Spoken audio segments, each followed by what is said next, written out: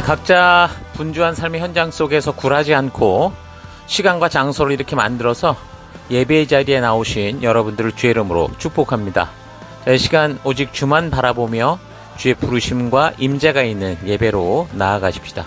먼저 우리가 찬양으로 주를 바라보면서 지난 주간 우리 각자가 살아왔던 삶을 되돌아보고 또 하나님께 감사할 것과 회개할 것들을 또 주께 아뢰면서 우리의 시선을 오직 우리를 부르신 그 주님께만 고정하며 바라보는 시간들 가지겠습니다. 찬양하며 기도하며 오직 주만 바라보겠습니다.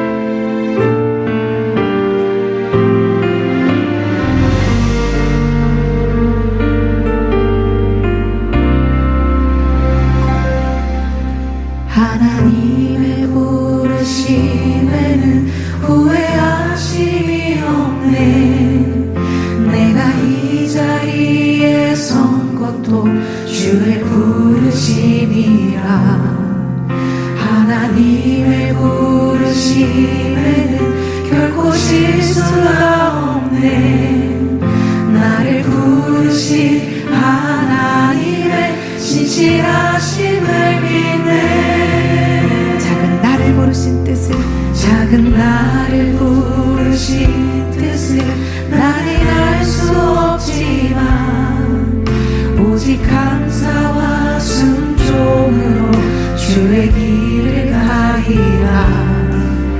때론 내가 연약해져도 주님 날 도우시니 주의 놀라운 그 계획을 나는 믿으며 살리. 날 부르신 뜻 내 생각보다 크고 날 향한 계획 나의 지혜로 증명 못하나.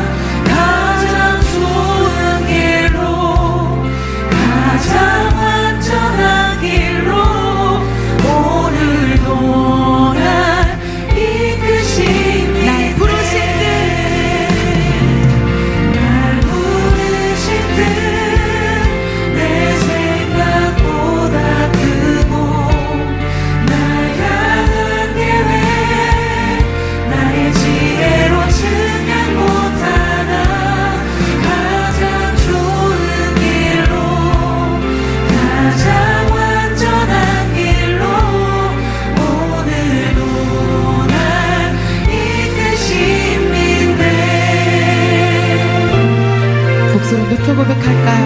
하나님의 부르심에는 후회하심이 없네. 하나님의 부르심에는 후회하심이 없네. 내가 이 자리에 선 것도 주의 부르심이라. 하나님의 부르심에는 결코 실수가 없네. 나를 부르신 하나님의 신실하심을 믿네. 작은 나를 부르신 뜻을 나는 알 수 없지만 오직 감사와 순종으로 주의 길을 가리라. 때론 내가 연약해져. 하나님, 지난 한 주간 동안 나의 길 속에 늘 동행자가 되어주시고 먼저 앞서 인도하여 주시니 감사합니다.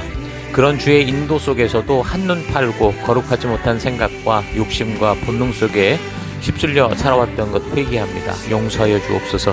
이 시간 흔들리고 방황하는 그곳에서도 함께해 주시고 변함없는 길과 계획과 모든 걸음이 되어주시는 우리 하나님만 바라보겠습니다. 그 예배로 나아갑니다. 용서하시고 회복하시고 우리를 거룩케 하시는 우리 주 예수 그리스도의 이름으로 기도했습니다. 아멘. 자, 이제 다 같이 우리가 함께 주일 우리 찬양과 경배로 나아가겠습니다. 할렐루야.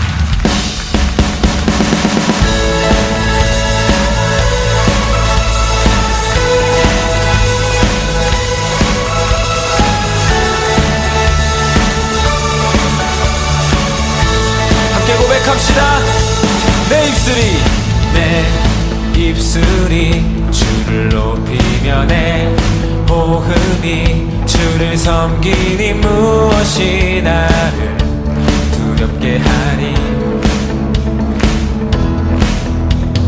주 잠잠히 나를 비추며 주 가득히 나를 채우니 무엇도 나를 흔들지 못하리. 주 사랑이 내게 들어와 모든 두려움 사라지게 해. 영원히 주 찬양 찬양 내 영혼 춤추리. 주 사랑이 내게 들어와 모든 어둠 사라지게 해. 영원하신 그의 사랑 안에 나 거하리.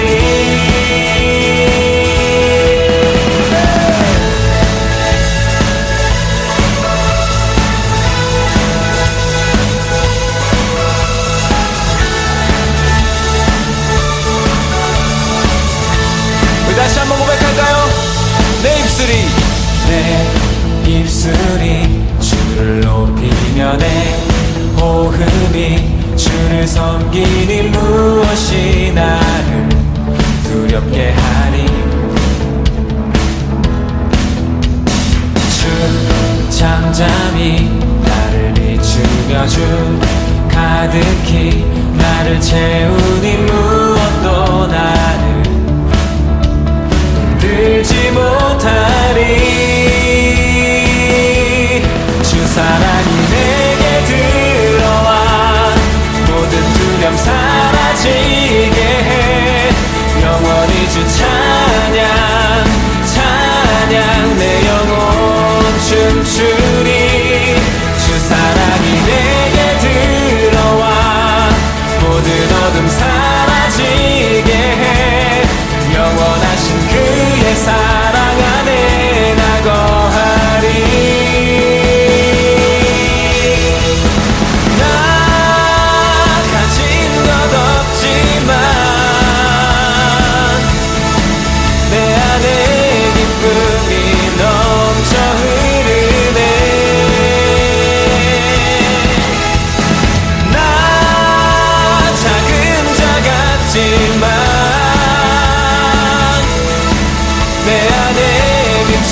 흠만 땅을 비추리.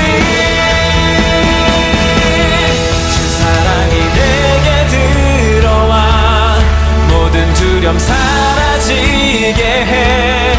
영원히 주 찬양 찬양 내 영혼 춤추리. 주 사랑이 내게 들어와 모든 어둠 사라지게 해. 영원하신 그의 사랑 안에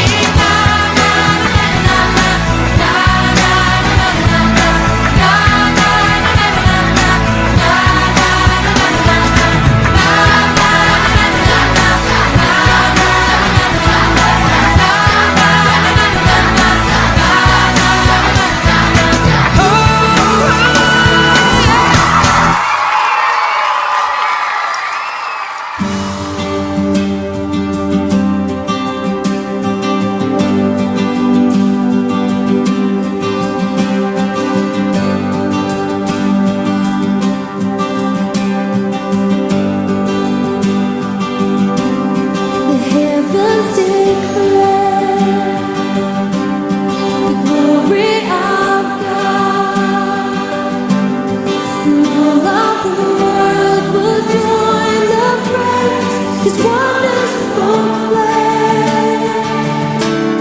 The oceans and skies lift up their voice, and all He has made will rise to bless the King of all kings. Let us adore Him.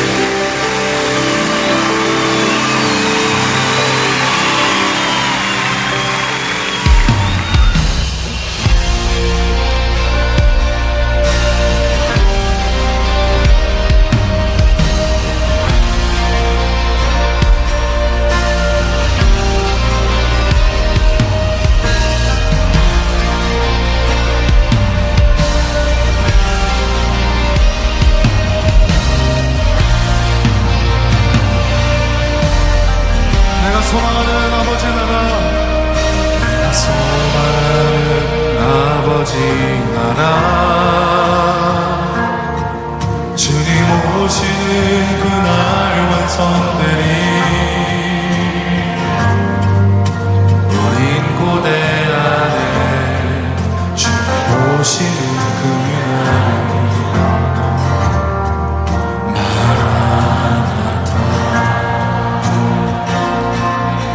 비록 부족함과 슬픔 많아도 주를 알아갈 때 참 만족인데 우린 기대하는 주님 오시는 그날을 마라나타. 주 다시 오시는 그날에 우리 보게 되리. 모든 나라와 모든 열방이 주께 경배하는 그날은 주님의 뜻이 하늘에 이루어지듯 이 땅에 이루어지는 그날, 모든 모든 눈물 모두 씻겨지니 부활의 영광 이 땅에 이루어지니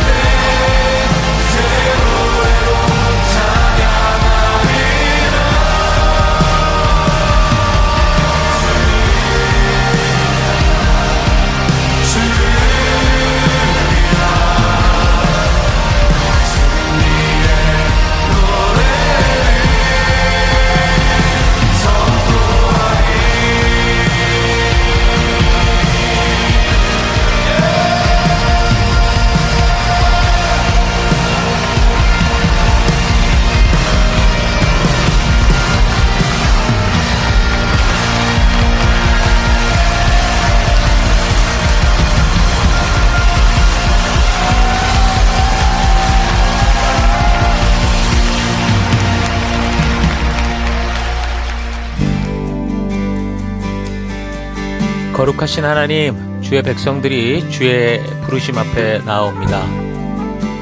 지치고 상한 영혼들, 외롭고 곤고한 하루하루를 보내는 이들, 육신의 질병과 마음의 고통으로 지친 영혼들, 하나님 간절한 소망이 있는 영혼들을 위로하여 주시고 치료하여 주시고 거룩한 생명의 길로 인도하여 주옵소서. 각자의 예배 처소에서 주의 얼굴을 구하며 우리 주의 임재하심이 있는 예배로 서 있습니다. 우리의 예배를 받아 주옵소서.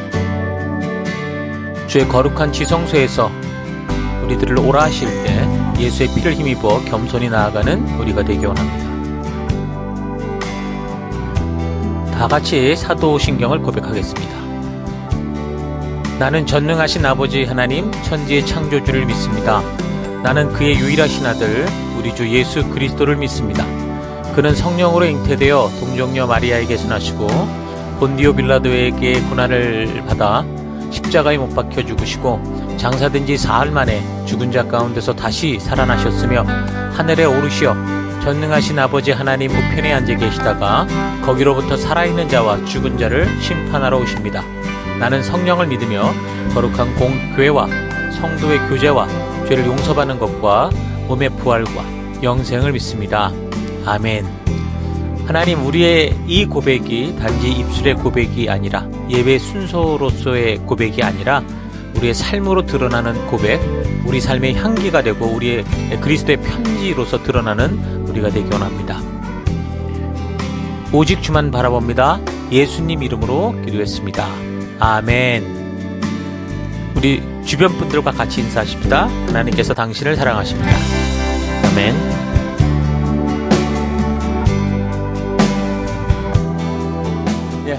우리 1월 19일 또 우리 하나님 말씀 함께 살펴가도록 하겠습니다. 자, 오늘은 이제 바울의 행적 세 번째 시간입니다. 사도행전 16장과 17장에 관련된 역사를 가지고 말씀의 가치대로 사는 삶이 전도다. 말씀의 가치대로 사는 삶이 전도다. 자, 이런 제목으로 함께 말씀 살펴가도록 하겠습니다. 자, 오늘 본문에 해당되는 사도행전 16장 16절에서 18절까지 봉독해 드리겠습니다. 우리가 기도하는 곳에 가다가 점치는 귀신 들린 여종 하나를 만나니 점으로 그 주인들에게 큰 이익을 주는 자라. 그가 바울과 우리를 따라와 소리질러 이르되 이 사람들은 지극히 높은 하나님의 종으로서 구원의 길을 너희에게 전하는 자라 하며 이같이 여러 날을 하는지라. 바울이 심히 괴로워하여 돌이켜 그 귀신에게 이르되 예수 그리스도의 이름으로 내가 너에게 명하노니 그에게서 나오라 하니 귀신이 즉시 나오니라. 아멘. 예, 우리 교회는 현재 2025년 1월을 맞이해서 전성도가 지금 이킵 컨퍼런스를 하고 있죠. 우리가 이것을 통해서 우리 교회가 이제 이곳에 존재하는 이유와 또 그것을 이루어가고 있는 우리들의 약속 그리고 함께 이루어갈 방법들에 대해서 우리가 살피고 있습니다. 그러니까 속도가 붙기 전에 먼저 바르게 방향을 점검하는 것 그리고 우리의 약속들을 되돌아보는 것 참 중요한 삶의 이치라고 볼 수 있습니다. 신앙에 있어서도 마찬가지입니다. 하나님의 부르심이 있어서 우리가 지금 성도가 됐고 교회가 되었는데 처음부터 하나님이 뜻하시는 그 방향이 다르고 우리를 부르신 목적과 그게 다르다면 우리가 그런 길을 간다면 다른 길을 간다면 그런 신앙의 길은 비록 교회당에 있다고 하더라도 믿음이 아니라 미신의 길이 되고 마는 거죠. 그래서 우리 교회가 항상 왜 이 땅에 존재하는가를 되묻고 생각해 볼 때 너희 교회가 왜 여기 있어야 되느냐라고 물어볼 때 그럼 교회 건물이 없어지고 이끌어주는 리더, 목사가 없어진다고 해도 예수 그리스도의 생명을 주고 부름받은 그 하나님의 자녀된 성도들이 스스로 예배자가 되고 교회가 돼서 생명을 낳는 생명을 세워가는 것을 위해 존재해야 된다. 우린 이런 분명한 부르심을 따라서 우리가 지금까지 달려온 겁니다. 여러분 지난 2020년 이 코로나 바이러스 3월부터 해서 2021년 1월 중순까지 거의 비록 물리적인 외부 협박과 박해가 아니었으나 이 보이지도 않은 바이러스 때문에 우리가 교회당에 있어도 모이지 못하고 또 목사와 리더가 있어도 모일 수 없는 환경을 겪으면서 바로 그런 현실을 우리가 경험하게 되었던 거죠. 그래서 또다시 언제라도 어떤 이유로든 이런 일이 발생할 수 있다는 걸 우리가 알고 있고 또한 지금 이 전쟁과 내전이 끊이지 않는 국가나 또 무슬림권 같은 이 종교가 다른 것에서는 그들의 핍박을 받고 박해를 받는 그런 현실이 사실 우리에게도 또 다가올 수 있다라는 이런 사실을 우리가 기억하면서 내가 어떤 상황과 환경에 처하게 된다고 해도 하나님 앞에서 진정한 예배자로 서서 참된 교회가 되어가는 우리가 되기 위해서 우리를 부르신 하나님의 그 부르심과 내가 이 땅에 존재해야 되는 그 분명한 이유, 그래서 그것을 이루어갈 우리들의 결단들을 잘 되새기는 시간들 될 수 있길 바랍니다. 그래서 이번 이캡 시간을 통해서 우리가 그런 분명한 방향과 방법과 우리가 살아가는 그런 분명한 부르심을 깨닫는 시간들 될 수 있기를 바랍니다. 자, 우리는 지금 이 성경의 역사 중에 드디어 이제 새 언약의 그 약속이 성취되어서 그래서 예수 그리스도께서 이 땅에 오시고 사역하시고 그 십자가에 죽으시고 부활하시고 또 승천하신 후에 또 예수님이 약속하셨던 성령의 임재로 이제 이 땅에 하나님의 나라, 이 교회가 시작되는 이 시기를 통해서 계속해서 삼위일체 하나님께서 이 새 언약을 성취하시고 이 하나님 나라, 이 교회를 직접적으로 주도하셔서 이 땅에 이 교회를 심어가시는 그 초대교회의 역사를 우리가 살펴보고 있습니다. 자, 그래서 처음 교회를 그 박해했던 그 사울이라는 사람이 예수님을 만나고 변화돼서 온 열방을 향한 전도에 앞장서게 됐다고 했는데 1차적으로는 이제 갈라디아 지역으로 선교를 다녀왔고 그 이후에 이제 할례와 같은 이 율법을 어떻게 적용해야 하는가라는 그런 문제로 예루살렘 공회가 열리게 됐고 그것을 통해서 우리가 정말 하나님을 믿는 믿음에 있어서 우리가 바라보는 바는 하나님이 주신 의도를 따라 믿음으로 살아가는 게 중요하다라는 것을 알게 되는 것을 우리가 살폈습니다. 자, 그래서 지난주부터는 이제 2차 전도 여정에 대한 바울의 여정을 살피기 시작했는데 그 여정의 처음부터 이제 바울이 1차 때 함께 했던 바나바와 다투게 됐죠. 마가 요한으로 인해서 결국 의견이 갈라지고 결국 나뉘어져서 바나바는 이 마가 요한을 데리고 키프로스 섬 쪽으로 갔고 바울은 실라와 함께 육지 통로를 통해서 이 첫 번째 전도 지역이었던 갈라디아 지역을 방문해서 교회와 성도를 굳건히 세우는 것을 살폈습니다. 자, 그리고 바울 일행은 이어서 이 소아시아 지역의 에베소나 또는 북쪽 비두니아 폰투스 지역으로 전도 여정을 가려고 했지만 두 번 다 성령께서 당신의 다른 뜻을 알려주심으로 말미암아 바울 일행은 그곳으로 가지 않고 열려있는 길을 따라 앞으로 나가서 무시아 지방을 지나 드로아까지 가게 되는 것을 우리가 봤습니다.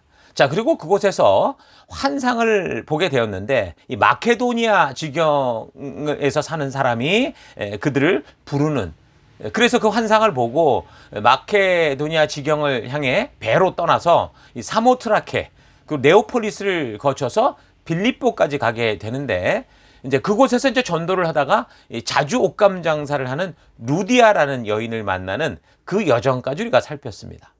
자, 그래서 계속되는 이제 내용을 살펴보면 바울이 빌립보에서 이 루디아의 집을 거점으로 전도하는 일을 감당하는데 그렇게 보면 이게 지금 어떤 거냐면 서방에 생긴 최초의 교회다라고 볼 수 있는 거죠.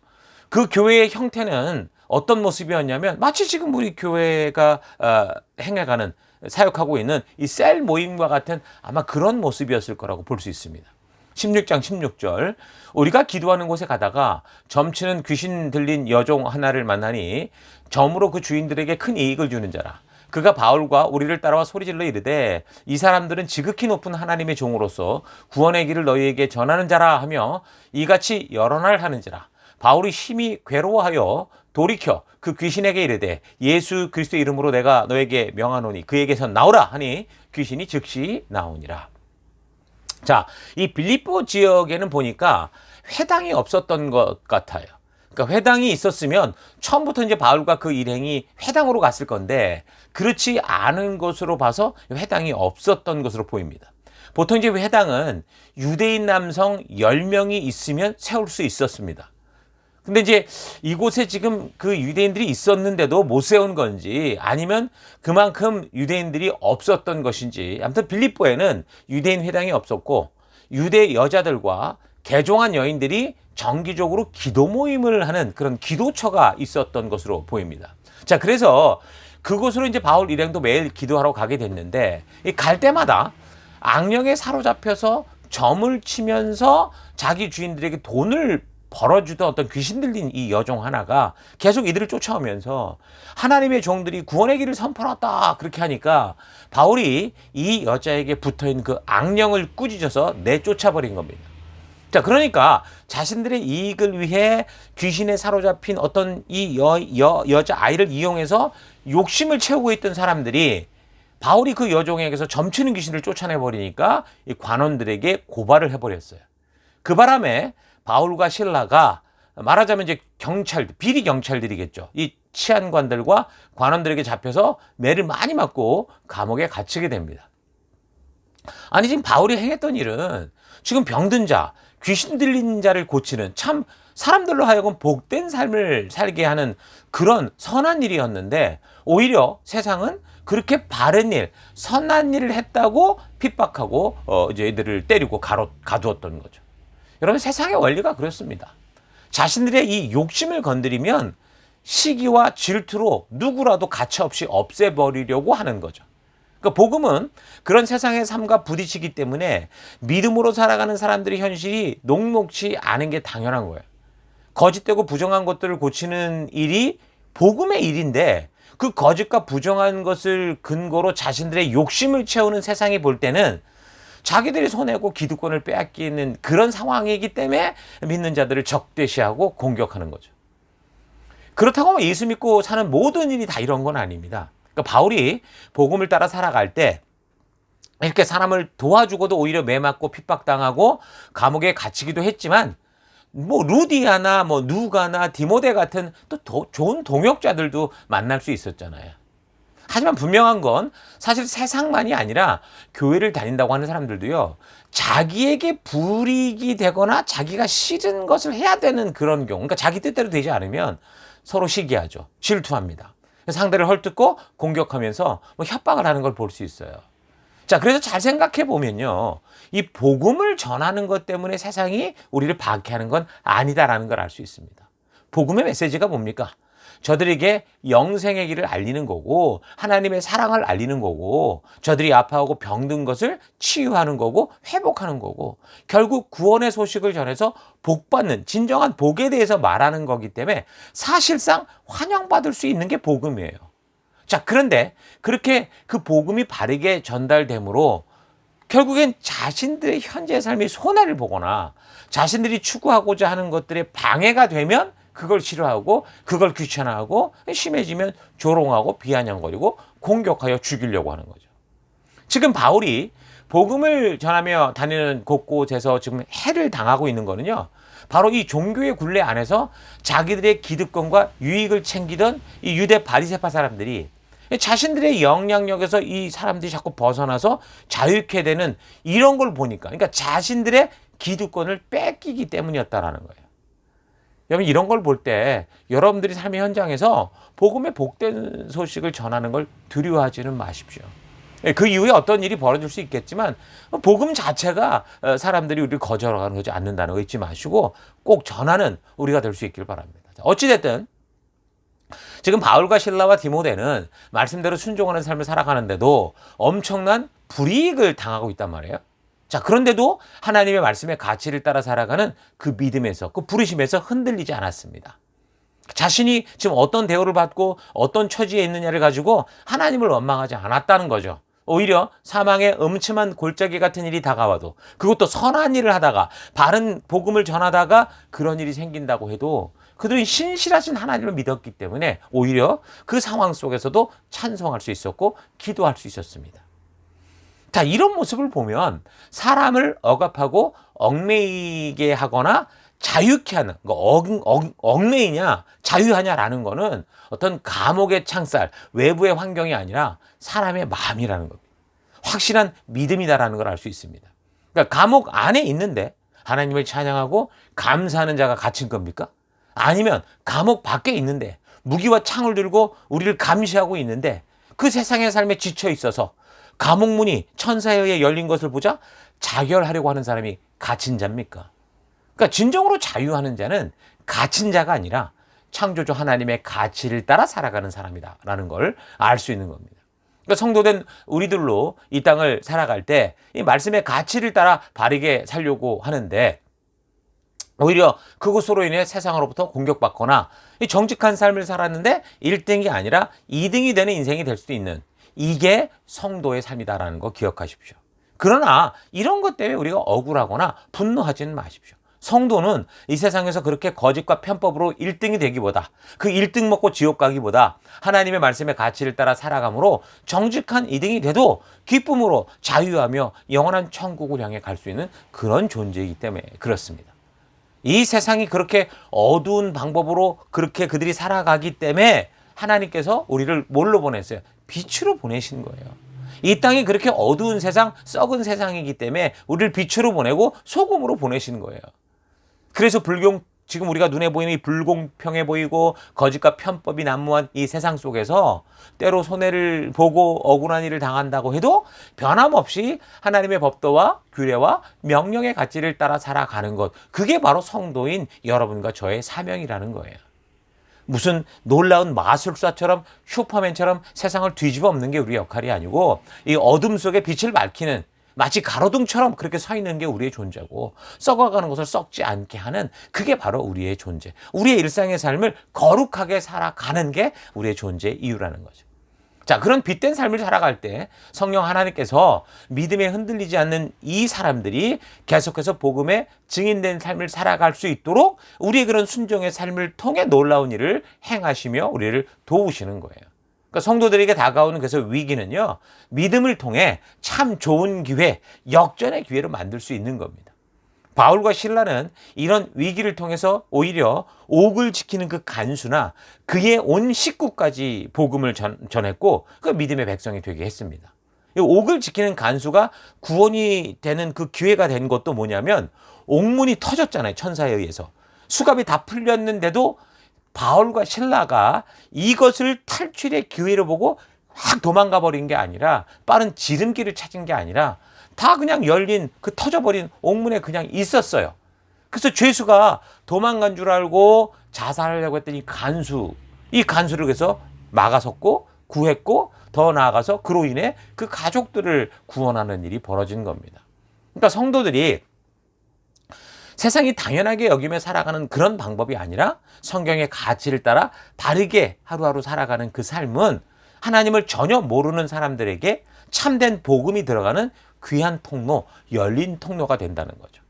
자, 그러니까 부르심을 따라 순종하며 살아가는 길에서 생기는 이 위기라는 거는 망하고 무너지는 위험이 아니라 오히려 그 복음의 불모지 빌립보에 교회가 설 수 있는 그런 기회가 됐던 겁니다. 그 위기 속에서도 쉬운 길 찾지 않고 지름길 찾지 않고 말씀의 가치를 따라 온전한 그 말씀의 길을 걸어갈 때 바울의 일행을 억압했고 감시해야 됐던 그 간수가 오히려 바울의 상처를 씻어주고 섬겨주는 일을 했던 거죠. 자, 여러분의 삶 속에서도요, 어떤 대가를 요구받아도 이런 세상과 타협치 않고 말씀의 가치를 따라 살아감으로 하나님의 영광이 여러분들을 통해 드러나며 여러분의 빛으로 말미암아 많은 이들이 주께 돌아오는 이들이 넘치기를 바랍니다. 자, 아무튼 바울이 귀신을 쫓아내므로 이 손해를 보게 된 사람들의 그 신고 때문에 뭐 그냥 여차 따지지도 않고 무조건 잡혀가서 많이 맞고 옥에 갇힌 것이었는데 한밤에 이제 감옥토가 흔들릴 만한 지진이 났고 옥문이 열리는 일들도 생기는 이 난리가 났었는데도 그런데 다음날 이 치안관들 이들을 이 바울 일행을 잡아 때리고 가뒀던 이 사람들이 석방을 하려고 하는 거예요. 사실상 바울이 행한 일을 잘 생각해 보면 이게 법으로 뭐 어떻게 온전한 명목을 가지고 처리할 문제가 아니잖아요. 자기들이 비록 뇌물을 먹었다고 해도 뭐가 근거가 있어야 꼬투리가 있어야 되는데 그게 아니었던 거예요. 오히려 귀신 들린 사람을 자유하게 하는 이게 칭찬받은 어떤 상장을 받을 일이라고 할 수 있었던 거잖아요. 그래서 이런 일을 법으로 처리할 수 없었기 때문에 어떻게 한 거예요? 그냥 내보내려고 한 거죠. 자, 그런데 바울이 여기서 항변을 합니다. 왜 그랬냐면 자신이 사실 로마의 시민인데 너희가 지금 아무런 재판도 없이 사람을 마구 때리고 감옥에 가두었다가 이제 그냥 가라고 하냐 이렇게 하면서 그렇게 행동한 사람들이 직접 와서 사과하고 나를 데리고 나가라, 나를 석방해라 이렇게 얘기를 한 거죠. 이 바울은요, 나면서부터 로마 시민권을 가지고 있던 사람이었습니다. 자, 그러니까 바울의 아버지가 유대인이었는데 어떤 연유로든 로마의 시민권을 가졌던 사람이었기 때문에 바울은 태어나면서부터 로마의 시민으로 태어난 것이었어요. 이 빌립보 지역이 지금 여기가 그리스 지역이잖아요. 근데 로마의 첫 번째 황제가 되는 옥타비아누스가 이 줄리어스 시저를 암살을 주동하고 그리스 지역으로 이렇게 피해 있었던 브루투스, 그리고 시리아 안디옥 지역의 카시우스를 물리친 지역이, 그들과 싸워서 이긴 지역이 빌립보 지역이었거든요. 자, 그래서 그 당시 아우구스투스가 이곳을 로마의 직할 식민 도시로 명했고, 그래서 퇴직 군인들에게 빌립보 지역의 땅을 주고 정착시켰던 겁니다. 그래서 로마가 아닌 그리스 지역의 빌립보였지만, 지역적으로는 떨어져 있었지만 마치 로마와 같이 로마 시민으로서의 로마의 법에 따라 보호받을 수 있었어요. 그러니까 로마 공화정 시기에 제정된 이 발레리안법과 포르시안법, 이 법에 따르면요, 로마 시민은 로마가 아닌 타 지역에 거하다가 잘못을 해도요, 사형을 당하거나 매맞거나 고문당하거나 감옥에 함부로 가둘 수 없도록, 그러니까 로마 시민의 신체적 불가침권을 명시했고요. 그래서 본인의 동의하에서만 각 지방 법률에 따라 재판을 받을 수 있었어요. 근데 곤란한 문제의 경우에는 지방 당국이 아니라 황제에게 직접 재판을 받을 수 있도록 그런 항소권을 가질 수 있었습니다. 그래서 나중에 그 바울이 이제 우리 살피지만 유대인들에게 붙잡혀서 공경에 처하게 될 때 결국은 로마의 시민으로서의 권리를 행사하죠. 바울이 황제에게 항소를 했어요. 그래서 결국 바울이 로마의 법정으로 가게 되는 그런 일이 생긴 겁니다. 자, 로마 시민으로서는 이런 이 특혜가 있었었는데, 그러니까 함부로 로마 시민을 건드리면 어떻다는 거예요?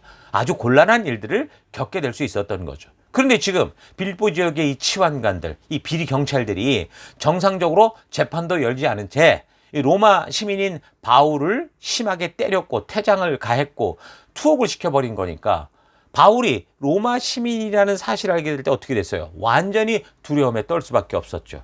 이 치환관들은 아마도 그 지역에서 장사꾼들로부터 분명 뇌물을 받아먹고 살면서 그런 사람들의 뒤를 봐주는, 그러니까 불의 경찰과 같은 그런 존재였기 때문에 이 사건의 상황은 바르게 파악도 안 하고 뇌물을 받을 욕심으로 권력의 힘을 이용해서 무조건 사람을 때리고 옥에 가두고 죽이겠다고 위협을 한 거예요. 불법적인 일을 했던 거죠. 그래서 저들은 자신들의 잘못을 알았고, 그래서 바울의 요구대로 바울이 갇힌 감옥으로 직접 찾아가서 사과를 하고 그 성을 떠나달라고 부탁을 하죠. 그래서 바울이 동역자 되었던 그 루디아 집으로 가요. 거기서 이제 걱정하던 성도들에게 격려하고, 그러고 이제 떠나게 되는 겁니다. 그러니까 성도가 세상에서 복음을 전할 때 늘 협박당하고 위협당하고 피하고 숨는 것만이 아닙니다. 세상에 욕심으로 가득 찬 사람들이 막무가내로 죽이겠다고 덤비면 그럼 피해야 되죠. 지금 돌을 던지고 총을 쏘는데 거기서 예수의 이름으로 서 있을 수는 없는 거예요. 그러나 우리도 세상을 살아가며 한 국가에 속한 국민으로서 가지게 되는 자격이 있고 권리가 있어요. 그래서 거기에 따라서, 그 법에 따라서 우리가 타당한 것을 단호하게 주장할 필요가 있습니다. 예수 믿는다고 그냥 앞뒤 없이 무조건 당하고 그런 인생이 아니에요. 그런 게 아니라고요. 바른 지혜를 가지고 함께 살아가는 우리의 사회의 규칙에 따라서 타당하고 바른 것들을 온전하게 주장할 수 있고요. 그래서 우리가 그 법의 보호를 받기 위해서 하나님의 의도가 담긴 하나님의 뜻을 담을 수 있는 그 법치 사회를 만드는 그 일에도 그래서 성도들이 많이 힘을 써야 돼요. 그래서 이 사회 속에서도 하나님께서 주신 그 주권을 담대히 누리며 살아가는 여러분 될 수 있기를 바랍니다. 자, 그렇게 이제 바울 일행이 빌립보 지역을 떠나게 됐고요. 다른 곳으로 가게 되는데 17장의 내용입니다. 1절. 그들이 암비볼리와 아볼로니아로 다녀가 데살로니가에 이르니 거기 유대인의 회당이 있는지라. 자, 이제 바울 일행이 그곳을 떠나서 암비볼리, 아볼리아 지나서 데살로니가로 가게 됩니다. 이 데살로니가라는 것은 마케도니아의 제2의 수도와 같은 그런 곳이었습니다. 자, 그래서 2절. 바울이 자기의 관례대로 그들에게로 들어가서 새 안식일의 성경을 가지고 강론하며 뜻을 풀어 그리스도가 해를 받고 죽은 자 가운데서 다시 살아나야 할 것을 증언하고 이르되 내가 너에게 전하는 이 예수가 곧 그리스도라 하니 그 중에 어떤 사람 곧 경건한 헬라인의 큰 무리와 적지 않은 귀부인도 권함을 받고 바울과 실라를 따르나 이렇게 얘기를 합니다. 그러니까 데살로니가에는 불과 3주 정도 머물면서 안식일이 한 3번 정도, 그러니까 3주간 복음을 전했는데 많은 사람이 변화됐던 거죠. 지금 여기서 어떻게 전했다고 합니까? 바울이 했던 이 일은 뭐예요? 성경. 그러니까 구약의 역사를 가지고 하나님이 어떤 약속을 하셨고 어떤 일들이 있었는데 이것이 어떻게 성취됐느냐. 그것이 바로 이 그리스도를 약속하셨던 이 메시아를 약속하셨던 그분이 바로 예수였다라는 것을 설명하는 거였어요. 성경과 역사를 풀어내는 거죠. 자, 그런데 꼭 변화되는 사람들이 생기면서 그렇게만 전했는데도 변화되는 사람이 생기면서 새 언약인 교회로 모여드는 그런 상황이 된 거죠. 자, 왜 바울이 가는 곳마다 이렇게 복음이 빨리 많은 사람들이 마음의 문을 열고 받아들일 수 있는 그런 일들이 생겼을까? 뭐 여러 가지를 계속 살펴보겠지만 먼저 이스라엘의 역사적인 배경을 우리가 되짚어 볼 필요가 있습니다. BC 721년에 아수르에 의해서 이 북왕국, 이 10개 지파가 망하면서 이 10개 지파 하나 됐던 이 사람들이 전부 세계 도처로 흩어져 버렸죠. 쫓겨가고 끌려가고. 이어서 남유다도 BC 586년에 바벨론에 의해 망하면서 끌려갔어요. 그 후에 이제 뭐 70년 뒤에 예루살렘으로 돌아오지만 사실상 이스라엘 거의 모든 민족이 와해 직전이었죠. 그러니까 많은 유대인들이 주변 나라 곳곳으로 다 흩어져서 살 수밖에 없었습니다. 이미 페르시아 통치 시절에도 어떤 일이 있었어요. 유대인들이 전부 페르시아 통치권에서 몰살될 뻔했던 그 에스더와 모르드게 사건이 있었는데 그들은 나라를 잃은 소수 민족이었었기 때문에 어디를 가나 무시당하고 핍박받으며 방황할 수밖에 없었습니다. 그 시대에는 정착을 하고 살아가려면 땅이 있어야 되잖아요. 자기네 어떤 토지가 있어야 되는데, 영토가 있어야 되는데, 유대인들에게는 땅과 같은 저들이 정착하고 발전하고 성장할 그 영토를 가질 기회가 주어지지 않았어요. 그래서 저들은 생존을 위해 땅이 필요한 농촌보다는요, 이제 도시를 중심으로 살아야 됐었고, 그래서 언제든 위기를 만나면 도망칠 준비를 하고 살아야 됐습니다. 그래서 저들이 이제 재산을 가지려고 하면 토지나 건물이 아니라 금은 보석이나 현금과 같이 빨리 들고 이동할 수 있는 그런 것으로 그들이 이제 그 재산을 모았던 거죠.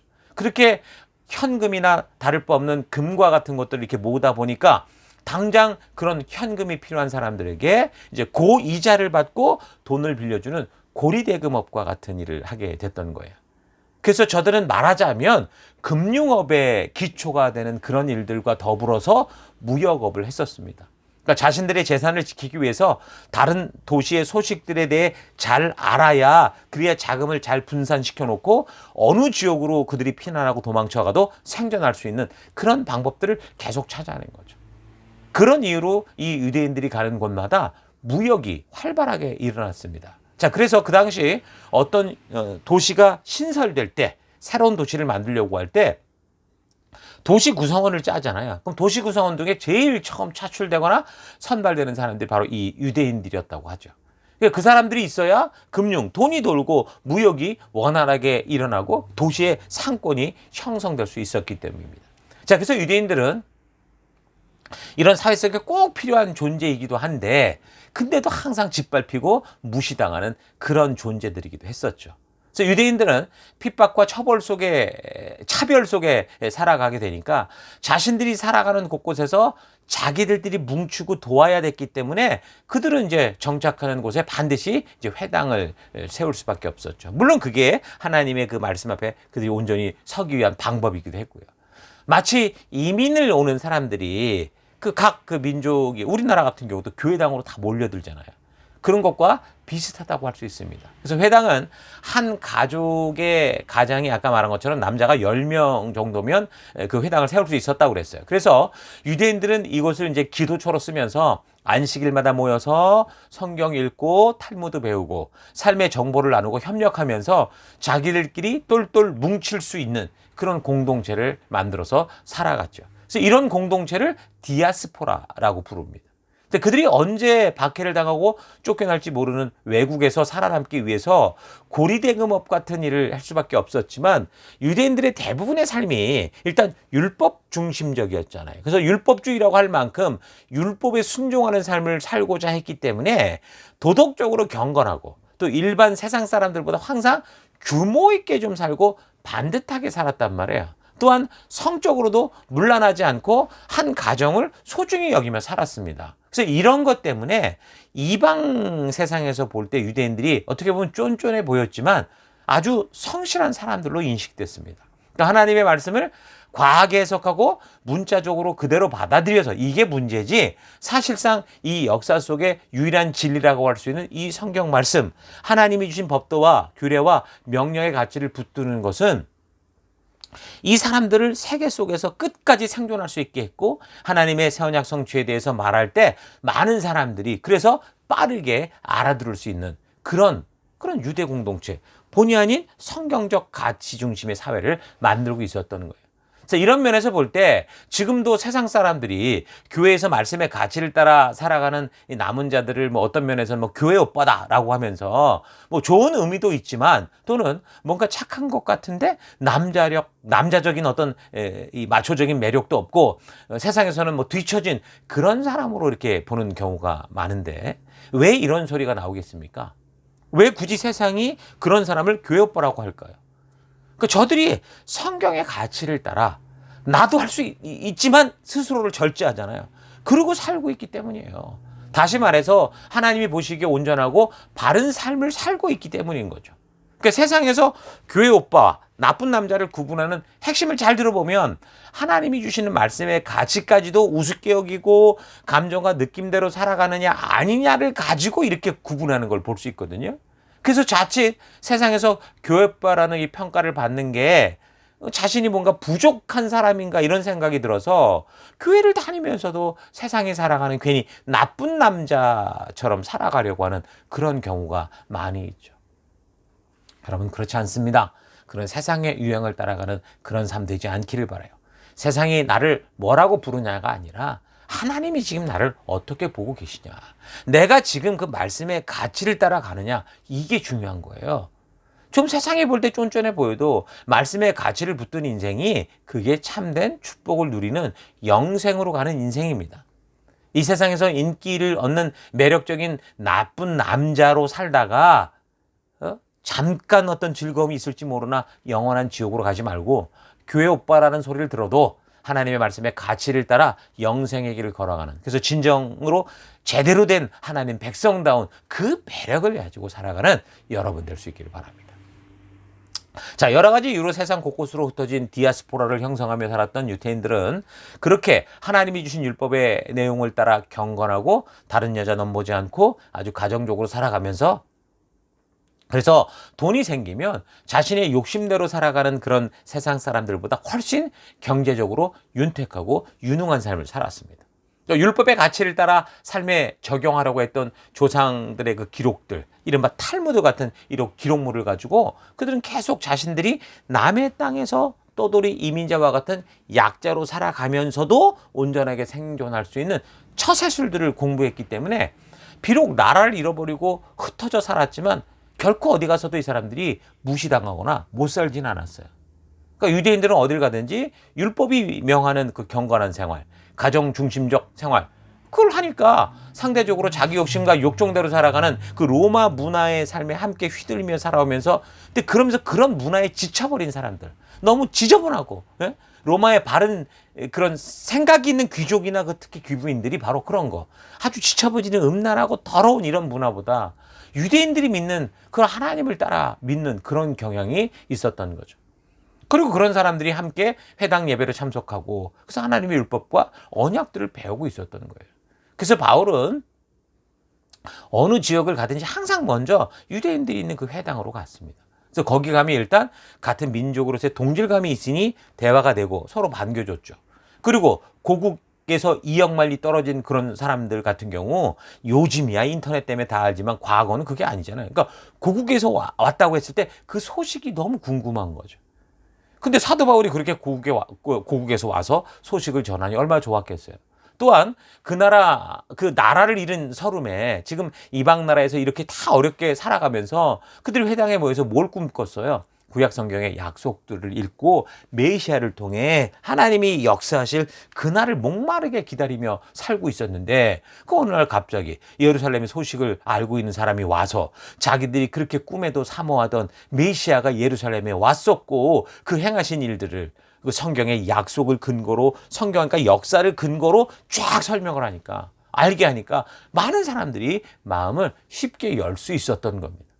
더불어 유대교로 들어온 사회적으로 유력했던 그 이방인들도 그 복음에 이제 베이직이 있으니 그들에게도 온전히 복음이 들어가게 되고 그게 이제 막 이방 사회로 퍼져가는 일석이조의 효과가 나타난 거죠. 지난번 사도행전 2장에서 첫 성령의 임재 사건 때 그 세계 15개국으로부터 왔던 사람들이 사도들과 이 성도들이 그 오순절 그 마가의 다락방에서 방언이 터져서 자기들이 살고 있는 나라 그 말로 전하는 복음의 소식을 듣고 목격하고 그리고 지금 각자 사는 곳으로 돌아갔었잖아요. 그러니까 이런 사람들에 의해서 지금 어쩌면 어렴풋이 소식을 듣긴 들었는데 그 내막을 잘 몰랐는데 사도 바울이 와서 그 자세한 내막을 성경을 근거로 쫙 풀어서 설명을 하니까 마음이 확 열리는 거죠. 자, 그러니까 이미 삼위일체 하나님께서 성령의 임재부터 모든 것을 준비하신 결과고 그 열매라는 거예요. 그래서 사도 바울이 가는 곳마다 많은 사람들이 마음을 열고 복음을 받아 변화돼서 새언약 공동체의 교회가 되어가는 그런 역사가 있었던 겁니다. 잘 기억하십시오. 바울은 자신의 어떤 말재주가 아니라 그리고 한 성경 구절을 가지고 읽어주고 자기가 겪은 간증을 증폭시켜서 그렇게 얘기한 게 아니라 성경과 역사를 풀어서 일일이 설명하고 하나님이 이래오신 것을 이 역사를 통해 어떻게 행했는지를 알게 함으로 이 새언약 공동체인 교회로 들어오게 되는 그런 많은 사람들이 있었다라는 거 잊지 마십시오. 복음을 단 한순간에 받아들이는 거 이거 큰 기대하지 않는 게 좋아요. 자기의 상황이 최악이거나 또 여러 가지로 갈급한 도움이 필요할 때는 당연히 복음을 쉽게 받아들인 것 같은데 그때는 물에 빠진 사람이 지푸라기라도 잡는 그런 심정이기 때문에 사실 복음이 들어가도 바르고 온전히 들어가는 게 아니고 부분적으로 자기가 필요한 것만 이렇게 잡는 그것만 이해하는 그런 상황입니다. 그런 기회로 교회에 나오고 그래서 이제 꾸준히 예배에 나오면서 나중에 점점 더 말씀을 통해 하나님의 마음을 바르게 알아가면서 이제 성숙해가면 그러면 좋은 건데요. 그게 원래 바른 길인데 대부분 보면 그 첫 그 경험들, 자신의 원트를 채웠던 그 하나님으로 기억하기 때문에 본의 아니게 하나님에 대한 오해가 많아요. 그래서 진정한 복음이 들어가고 그 믿음의 길을 걷자라고 할 때 마치 그 오병이어의 기적을 체험하고도 변질돼가지고 금세 예수님을 떠나는 수많은 사람들처럼 그렇게 되고 마는 겁니다. 그래서 예배와 말씀을 통해 하나님의 뜻이 무엇인지 제대로 듣게 되면 하나님의 자녀 되어서 믿음으로 살아가는 삶이 얼마나 세상의 가치와 다른지를 알게 되고 그래서 이제 저들의 저항과 환난에 부딪히게 되는가라는 걸 알게 되죠. 또한 성도의 삶이라는 게 그냥 나 혼자 복 받고 잘 되는 게 아니라 날마다의 삶에서 하나님과 늘 동행하는 삶, 교회 안에 속하고 함께 주신 그 사명을 감당하는 삶, 예수 그리스도가 머리 되신 그 교회로 함께 마디로 연결되어 생명 낳는 생명을 세우는 그 책임을 감당하는 삶이라는 것을 이제 알게 될 때 이제 비로소 거기에 부름을 받을 때 대부분 이제 교회를 떠나거나 또는 교회 안에 거하긴 거하는데 이제 변질된 상태, 미신적 신앙만 추구하는 그런 경우가 많습니다. 여러분, 그러므로 복음을 전할 때 여러분 기도 빡세게 하고 가면 그 사람이 한순간에 변화될 거다라고 생각하지 마시고 예수를 전하고 믿게 되어서 하나님의 자녀가 되기를 기대하고 기도하지만 무엇보다 중요한 것은 내 삶을 통해 꾸준히 이 하나님의 말씀의 가치를 따라 살아감으로 예수 그리스도의 향기를 흘리게 하고 퍼지게 하고 입을 벌려서 성경과 역사를 통해 복음의 시작과 끝을 가감없이 전하고 외치는 이 우리의 사명을 증인된 사명을 멈추지 말아야 돼요. 그렇게 복음의 밭을 기경에 가다 보면 분명히 바른 복음이 온전히 심어지게 되는 거죠. 하나님은 늘 동일한 복음의 씨앗을 누구에게나 뿌려주셔요. 가리지 않아요. 택한 자는 주고 아닌 자는 주고 이런 게 아니에요. 그런데 그 씨를 받는 사람들의 마음 상태가 문제인 거예요. 길가밭이냐 돌짝밭이냐 가시밭이냐 옥토밭이냐에 따라 달라져요. 이 얘기를 예수님이 하신 거예요. 그래서 우리가 성도로서 복음을 전하는 전도인, 증인의 삶을 살 때 해야 될 가장 중요한 사명은 뭐냐? 내 주변의 사람들의 이 마음밭을 계속 기경하는 거예요. 내가 그들과 함께 가까이 지내고 친절을 베풀고 하나님의 이야기를, 이게 다 마음밭을 기경하는 거예요. 예? 그렇게 내가 먼저 말씀대로 성실히 살아감으로 약속 잘 지키고 저들의 영혼을 소중히 여기고 사랑함으로 계속해서 복음이 어떤 것인지를 알리고 나타내는 하나님 나라 백성들의 삶을 우리가 살아가는 이 삶으로 보여줘야 되는 거예요. 그래서 성도들의 삶이 세상 흉내 내지 않고 세상 유행 따라가지 않고 율법의 가치, 말씀의 가치를 따라 살아가는 게 얼마나 중요한지 몰라요. 그러니까 여러분의 삶이 어떻게 보면 매일 반복되는 것 같고 아무런 영향력이 없는 것 같아 보일지 모르나, 그러나 여러분들이 말씀의 가치를 따라 살기 위해 애쓰고 땀 흘리고 몸부림치며 하루하루 걸어가는 그 자체가 복음의 진한 향기라고요. 그래서 성도들의 삶 그 자체가 다른 어떤 것보다 그렇게 강력한 복음의 증거가 된다라는 거 여러분 잊지 마시고요. 내가 뭐 말 잘하고 뭐 잘 전달하는 재주를 부리려고 하는 게 아니라 이렇게 말씀의 가치를 따라 살아가는 그 성도의 삶을 꾸준히 살아가는 것이 강력한 복음 전도다라는 거 잊지 마시고 그 길을 걷는 여러분과 제가 되길 바라요. 우리가 성도라고 해도 삶을 살아가면서 여러 싸움에 휘말리기도 하고 많은 실수도 하게 될 겁니다. 그러나 예를 들어서 부부싸움과 같은 일이 없을 수 없지만 이것이 그저 서로를 파괴하기 위한 싸움이 아니라 말씀의 가치를 따라 서로를 더 바르게 알고 세워져가는 건설적인 싸움이 되게 하는 거예요. 부부싸움도 그렇게 하고 교인들끼리의 싸움도 안 날 수가 없으니 싸움이 났을 때 이것을 통해서 더욱더 우리가 더 깊이 알아가는 그런 변화의 기회를 삼으면 된다는 거 잊지 마십시오. 예, 우리의 모든 삶 속에서 그런 삶의 길이 하나님의 말씀의 가치를 따라 살아간 것이다라는 거 잊지 마시고 선교와 전도의 어떤 대상을 멀리서 찾는 게 아니라 지금 가까운 곳 여러분이 살아간 삶의 현장이 바로 복음 전도의 현장이고, 그래서 내가 말씀대로 순종하며 살아가는 게 이미 강력한 복음의 증거로 향기로 이 살아가는 거다라는 거 잊지 마시고 우리 믿음으로 끝까지 그 길 걷는 우리가 되십시다. 자, 계속해서 우리 사도 바울의 이 증인된 삶의 역사를 다음 주 살펴가도록 하겠습니다. 자, 우리 들은 말씀을 가지고 잠시 묵상하며 기도하겠습니다. 묵상하시겠습니다. 예, 세상은 우리가 전하는 복음을 거절하지 않고 오히려 생명과 축복, 영생과 치유, 이 복된 진정한 복을 전하기 때문에 좋아하지만, 근데 저들의 욕심을 건드리고 자신들의 이익에 손해가 생기고 기득권을 빼앗기고 시기와 질투가 생기면 이제 목숨 걸고 죽자고 덤비고 협박을 한다고 했습니다. 사실 교회 안에서도 우리가 다 하나님의 영광을 위해 모인 성도들인데 서로 시기와 질투의 함정에 이렇게 빠져버리면 이 교회는 더 이상 교회가 아니라 세상과 똑같이 서로 헐뜯는 지옥같이 되는 경우도 있어요. 여러분, 그러므로 나는 삶에서 칭찬받는 사람인지, 나는 내가 살아가는 곳곳에서 사랑받는 사람인지, 아니면 시기와 질투의 그 화신으로 내가 살아가고 있는지 좀 깊이 생각해 보길 바랍니다. 우리가 함께 부름받은 목적에 신실함과 성실한 태도를 가지고 즐거움으로 약속을 기쁘게 지켜나갈 때 사랑받고 칭찬받는 존재가 될 수 있다고 그랬죠. 그 하나님이 주신 이 축복의 말씀을 내 삶과 환경이 어떠하든 기쁨으로 순종하는 게 축복입니다. 매주일마다 교회도 오고 매일 말씀도 읽는다지만 억지로 인색함으로 하는 일은 이게 순종이 아니고 굴종이고 율법주의가 될 뿐인데 하나님은 그걸 기뻐하지 않으시죠. 바울의 이 전도 행적을 살피면서 이 복음이 빠르게 또 넓게 전파되기 위해서 이미 하나님이 모든 걸 행하셨다라는 거 잊지 마시고 예수님 보내셨죠. 오순절 성령의 임재를 통해 하나님 복음을 온 세계에 뿌려 놓으셨죠.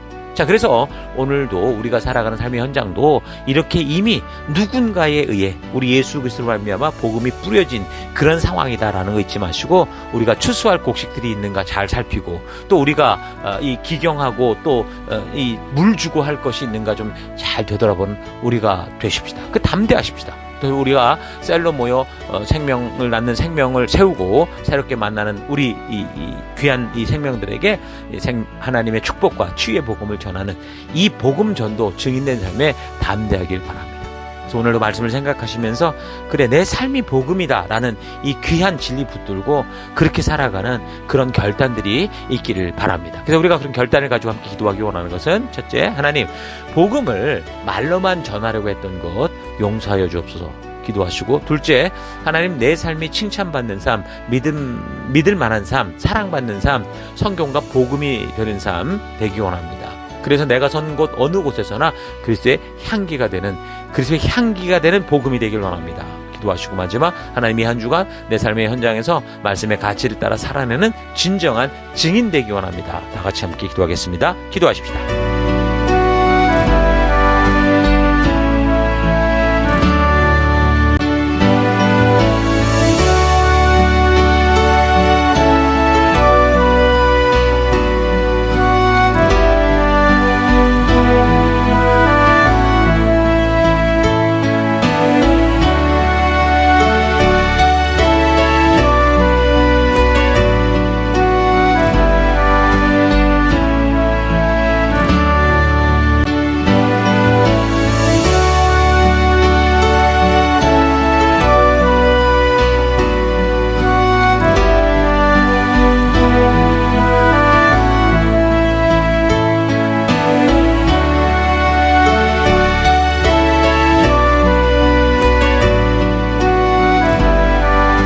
사랑의 하나님, 오늘도 우리가 말씀을 통해 사도 바울과 그 일행들의 그 행함을 통해 우리가 참으로 이 복음이 어떻게 전달되고 있는지를 우리가 살펴보았습니다. 하나님, 정말 내 삶이 복음인데 하나님 그렇지 못하고 그냥 말로만 전하고 종교로만 그렇게 전하려고 했던 것 회개합니다. 용서하여 주옵소서.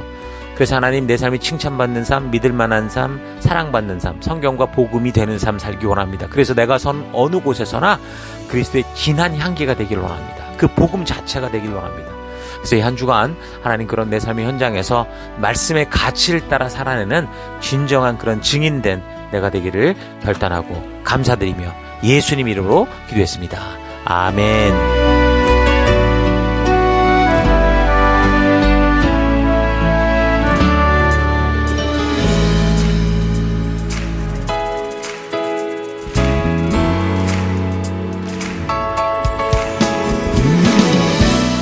1월 19일 교회 소식을 함께 나누겠습니다. 이번 주는 2025년 이킵셀 위크 세 번째 주간입니다.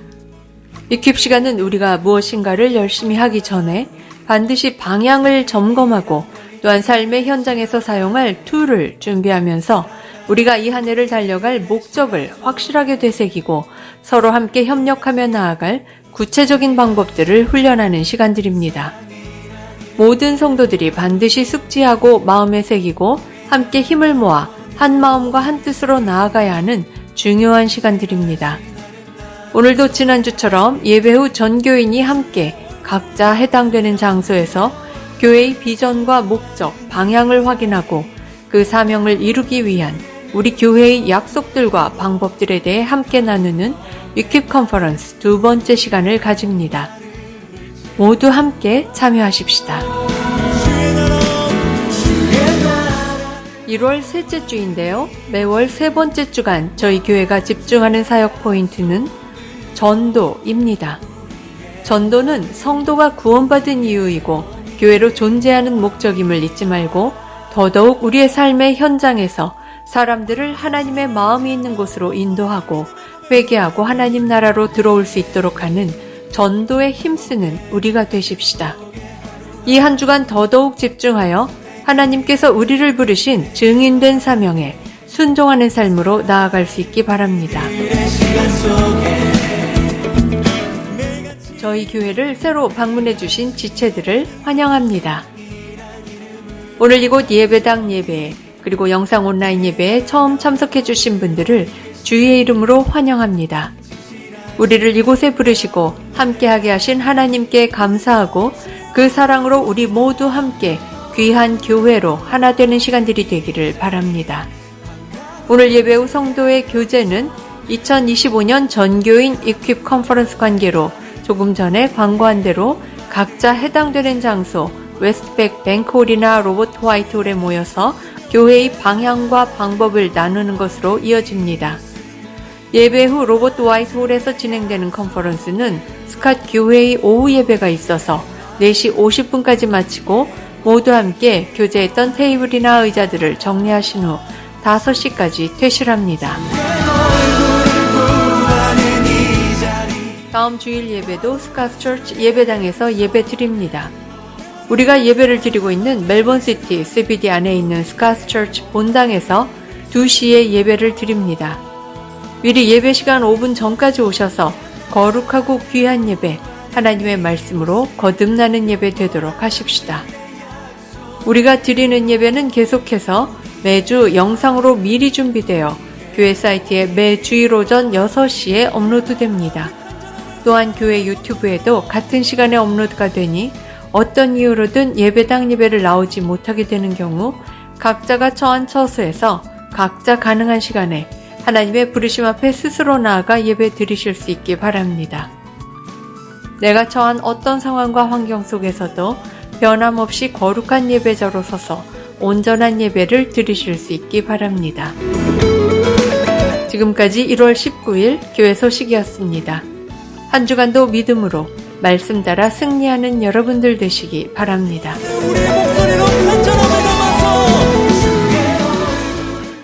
하나님 말씀 예, 계속해서 우리 함께 교회가 존재하는 목적을 외치고 축도로 예배를 마치겠습니다.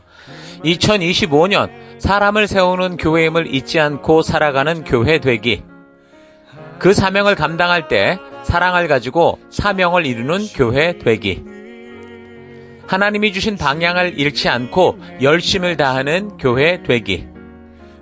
사명을 위해 구별하신 열방의 제사장 나라 거룩한 교회 되기. 어떤 상황과 환경 속에서도 하나님의 말씀대로 용기 있게 순종하는 교회 되기. 아멘. 자, 이런 부르심 잊지 마시고 이제 각자 보냄을 받은 삶의 터 곳곳으로 나아가서 우리가 이 세상의 풍요와 화려함에 속는 게 아니라 부르신 사명 따라 거룩한 빛과 소금으로 여러분이 사는 그곳에 하나님 나라를 이루는 거룩한 한 주 되시기를 바랍니다. 다 같이 기도하겠습니다.